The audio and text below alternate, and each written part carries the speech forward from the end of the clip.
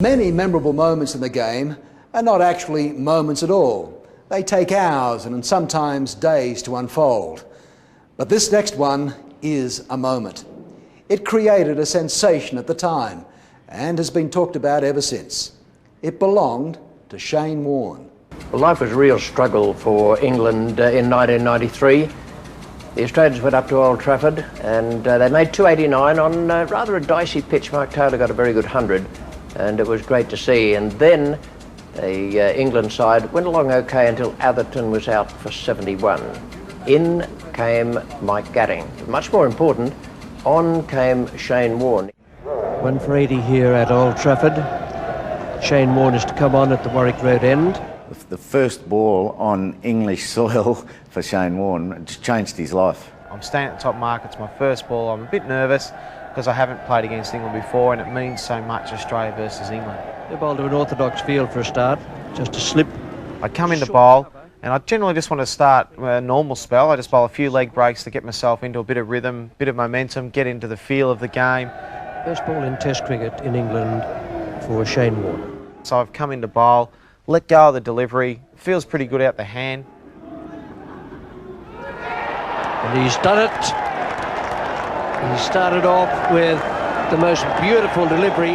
It drifted in and it dipped and then it kicked and hit the top of off stump. Now, I mean, what more can you do? Because of the dip, the batsman was wrong-footed in terms of the ball's length. Because of the furious work on the ball, it drifted in, so he was wrong-footed because of the line of the ball. And then because of that spin on the ball again, it really did rip and hit the top of off stump. I mean, the perfect delivery, and it will be the ball forever.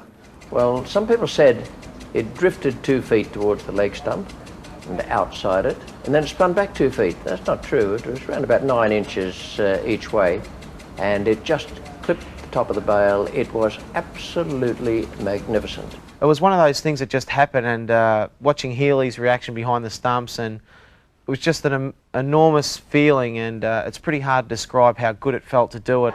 Gatting has absolutely no idea what has happened to it. He still doesn't know. Mike Gatting stood there stunned. He thought I'd hit the bails off with my gloves or something suspicious had happened. Luckily I held my mouth. I had eye contact with him as I was running past him. I was about to say something and didn't, and he just had no idea. Kenny Palmer just gave him a raised eyebrow and a little nod, and that's all it needed. And it's not until later, until I have a look at the replay, I realised how far it actually turned. I thought it was just a leg break that turned a little bit. Well, that has turned about 2.5 feet. Gatting can't believe his eyes. What a start for Shane Warne. We saw Warne bowl that type of delivery in New Zealand. He was spinning the ball so far in New Zealand that he was missing the bat by 6 inches. So we had to move his line outside leg, and that's where he started to do that, and sometimes around the wicket. So I'd gotten used to those sorts of the drifting ball outside leg and coming back to off, you know, but to do it first ball, freakish. Sitting in the pub in 20 years' time, and instead of turning that far, it would have turned that far. And I suppose even when I'm 75, it would have turned even further. It was probably my favourite delivery I've ever bowled. Something everyone forgets, though, is that shortly after that, with only 4 more runs added, Warne bowled an equally good delivery to Robin Smith and had him caught it slip by Taylor. It's never thought of these days.